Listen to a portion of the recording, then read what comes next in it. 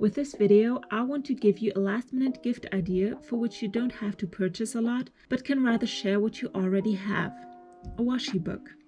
A while ago, I made this book for myself. It was inspired by AtHomeWithQita, and I link the video below for you, but I modified her version. The book displays all the designs of washi tape that I own and makes them much more accessible while crafting because I don't have to pull out all the washi rolls, which always turn my desk into a battlefield. The size makes it also suitable for travel, and despite the fact that it's a very small book, I take samples of all the washi tapes I own with me, which gives me a great variety to choose from while crafting even on the road. The binding system with the silver discs allows to remove each sheet from the book, which is very practical and awesome to work with. The problem with washi tapes is that it is nice to have a great variety of designs, but only rarely the entire roll gets used up, except for maybe one or two favorites. Therefore, I came up with the idea of sharing washis, giving samples away as a gift, collected in a cute book like this one. Over time, it became quite chunky, and on the long run, I will replace the small discs with larger ones to solve that problem. This is a Happy Planner Micronotes, and I have another one to show you how to make these. This one I will give away as a Christmas present.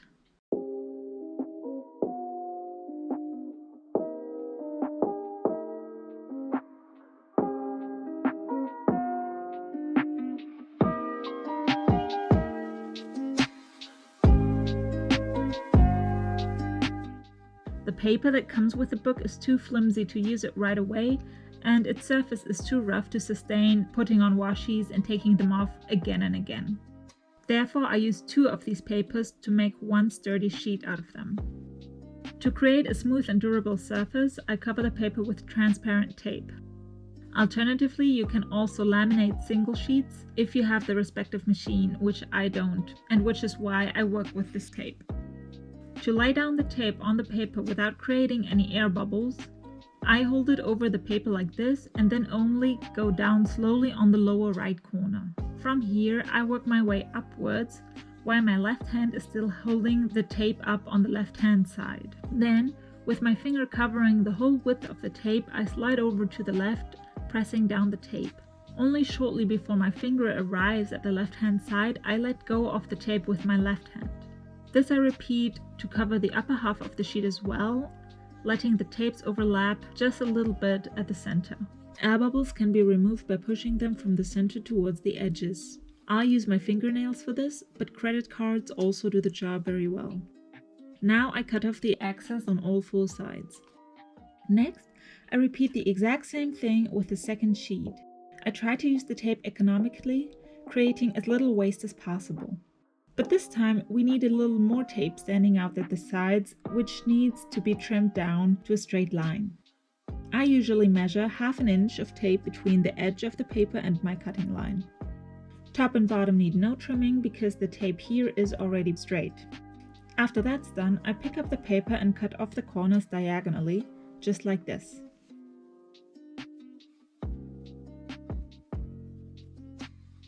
Then I apply some glue on the papery side of the first sheet, which now goes on top of the papery side of the other one. As a last step, I fold up the transparent edges, starting with the long one at the bottom, then the sides, and then the upper long one. With this order, I make sure that there will be no air bubbles between the papers. Try to fold the tape over as closely to the paper edge as possible.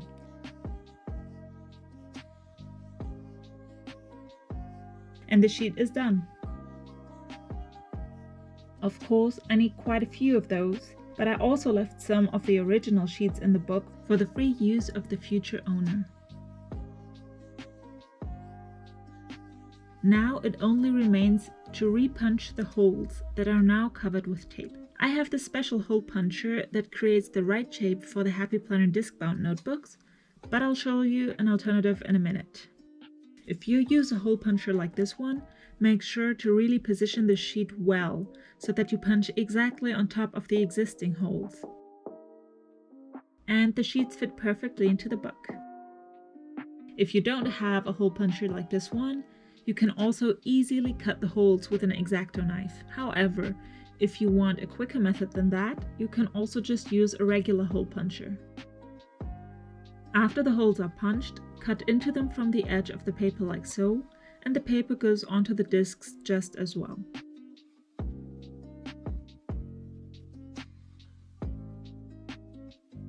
If you don't want to use a Happy Planner notebook at all, you can also just buy non-brand discs that are available in different colors and sizes online. With them, you can build your own washi book totally from scratch, using whatever paper you have at home. I, for example, used these black discs to make a book to store my stickers. The cover I also made myself, but I laminated it in a copy shop. However, any cardstock or other sturdy material works for the cover, it does not have to be laminated. Now comes the fun part, which is choosing which washis you would like to share and putting them down onto the paper. In order to not sort of collide with the punched holes, the tape needs to be applied vertically, not horizontally.